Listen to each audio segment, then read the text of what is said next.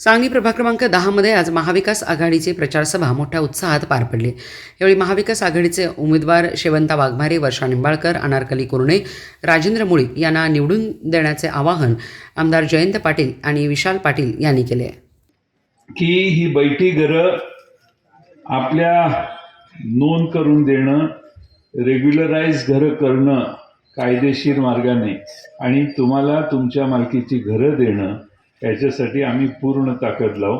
तुम्हाला न्याय मिळवून देण्यासाठी पूर्ण ताकद लावून या ठिकाणी तुमच्या मालकीचं घर, चांगलं घर देण्याची व्यवस्था करू। मी आता इलेक्शनला आलोय म्हणून मी हे म्हणतोय ते डोक्यातनं काढा आणि सगळे तुमची त्यासाठी सेवा केल्याशिवाय राहणार नाही। आणि एक नागरिकांची गरज आहे असं मला चिठ्ठी आली, एक स्मार्ट स्कूल, चांगली शाळा या ठिकाणी असावी, डिजिटल स्कूल इथं असावी, याची व्यवस्था आम्ही करण्याचा प्रयत्न करू। आणि शेवटचा आणि महत्त्वाचा मुद्दा म्हणजे आपली तरुण मुलं निशेच्या आहारी जायला लागली। तरुण मुलांना सहजासहजी नशा मिळायला लागली आहे, नशा करायला कोपऱ्या कोपऱ्यावर विक्री, नशा गोळ्यांची, ड्रग्सची व्हायला लागलेली आहे आणि आयुष्यात अपयश दिसायला लागलं, परीक्षेतनं प्रेशर यायला लागलं तरी लोक ड्रग्सच्या आहारी जायला लागली आहेत मुलं। आणि हे थांबवायचं असेल तर या शहरातली ही ड्रग्सची जी रॅकेट आहे हे मोडून काढलं पाहिजे। पोलिसांना ह्या गोष्टी माहीत नसतात, त्यांना कल्पनाही नसते, त्यांच्याकडे ही माहिती जात नाही, त्यांना बाकीचे मंत्र्यांच्या मागे फिरायला जास्त वेळ लागतो। त्यामुळे ह्या सगळ्या किरकोळ तुमच्या माझ्या आयुष्यातले जे फरक आणि महत्त्वाच्या गोष्टी आहेत त्याकडे बघण्याचं पोलिसांना वेळ मिळत नाही। त्यामुळे मी पोलिसांच्या वतीनं तुमची माफी मागतो। आमचं सरकार आल्यानंतर पोलीस करतात का नाही बघूच बघू, पण या शहरातल्या प्रत्येक कानाकोपऱ्यामध्ये CCTV कॅमेरे लावून सगळ्यांच्यावर लक्ष ठेवू। आमच्या बायका मुलांची छेड काढणाऱ्या प्रत्येकाला दडा तर देऊ, पण नशाबाजी करणाऱ्या आणि नशा विकणाऱ्या लोकांचाही बंदोबस्त पहिल्या वर्षभरात करण्यासाठी या शहरात सामाजिक मोहीम आम्ही उघडू आणि कुठल्याही परिस्थितीत आपली मुलं नशेपासून लांब जातील आणि राहतील हे बघण्याचं काम आम्ही करू। एवढाच विश्वास मी या ठिकाणी व्यक्त करतो।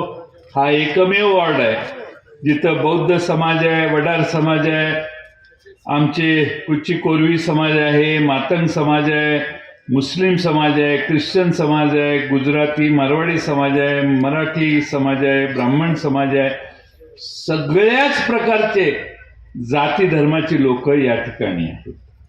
आणि मी तुम्हाला एवढं विश्वासानं सांगतो, आमच्या अनारकलीताई मुस्लिम समाजाचे आहेत, मुस्लिम समाजाची मतं कमी आहेत।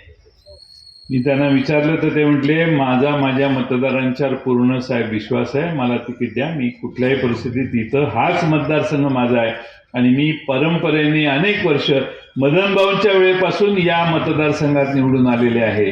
आणि म्हणून आपल्या सगळ्यांना, सर्व जाती धर्मांना घेऊन जाण्याची व्यवस्था करण्यासाठी आम्ही आमचे 4 उमेदवार अतिशय प्रभावीपणानं जनतेची सेवा हाच क्रायटेरिया आम्ही लावला आहे। हे तुम्हाला शेवंताताईंच्याकडे बघून कळेल आणि म्हणून चौघांना समान मतं देण्याची जबाबदारी तुमच्यावर सोडतो आणि पुढे जाण्यासाठी आपल्या सगळ्यांची रजा घेतो। धन्यवाद।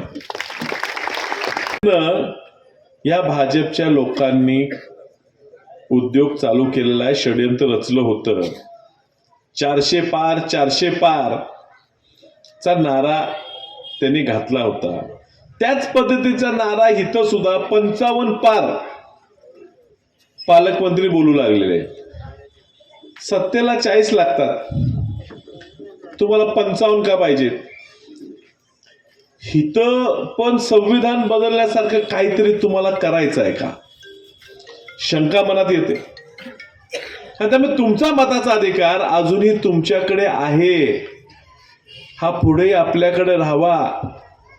यासाठी जेव्हा आपण आत्मताला जातो आपल्या सद्विवेक बुद्धीतून आपण ज्या विचारायचं आहे, ज्या डॉक्टर बाबासाहेब आंबेडकरांचे विचार आपल्यात आहेत, लोकशाही अण्णाभाऊ साठेंचे विचार आपल्यात आहेत, शाहू फुलेंचे आपल्यात जे विचार आहेत, त्या विचाराचे कोण आहेत, त्या विचारासाठी कोण लढते, ह्या लोकांच्या पाठीशी राहणं गरजेचं आहे। आपण भाजपला सत्ता दिली, या तुमच्या प्रभागात सुद्धा 2 लोक भाजपची निवडून आली. काय जीवन मनात तुमच्या काय फरक पडला ते तरी सांगा. असंच आपण राहतो, झालेल्या रस्त्यावर परत थोडा डांबर ओतला जातो, ह्याच्या पलीकडे काय विकास केला जातो. तुमच्या मुलांना शिकायचा अधिकार नाही.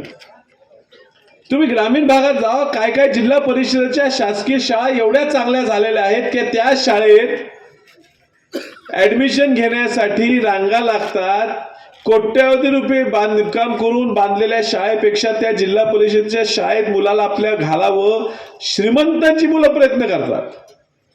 एखाद्याने मनावर घेतलं तसं करू शकतो. जागोजागी आरोग्य केंद्र दिल्ली सरकारने बांधले, मोहल्ला क्लिनिक बांधले.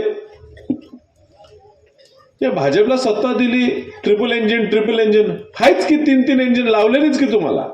दिल्लीत तुम्ही पंतप्रधान 12 वर्ष तुमचे, मुख्यमंत्री 9 वर्ष तुमचे, आमदार 17 वर्ष तुमचे. मग काय ह्या परिसरात सुद्धा अशी शाळा निर्माण झाली नाही की ज्या शाळेत पहिला अभ्यास करायचा अधिकार ह्या वस्तीतल्या लोकांचा पाहिजे होता आणि मोठ्या बंगल्यातनं राहणारे पोरं म्हणायला पाहिजे होती की आम्हाला पण ह्याच शाळेत जायचं. एवढी शाळा का बांधता आली नाही? दिली होती सत्ता तुम्हाला, पैसे होते, तिन्ही होते. तुम्हाला इथं सत्ता फक्त पैसे कमवायला पाहिजे आणि लोकांचा वापर फक्त त्या मतासाठी करायचा. म्हणून त्यांचा पराभव करणं आज गरजेचं झालेलं आहे. म्हणून तुम्ही सगळ्यांनी एकत्र आलं पाहिजे. या भाजपच्या सरकारच्या विरोधात आम्ही सगळ्यांनी प्रयत्न केला, पण विधानसभेत थोडं आपण कमी पडलो लोकांना समजून सांगण्यात की काँग्रेसचं हे धोरण होतं की महिलांना महिन्याला पैसे दिले गेले पाहिजे.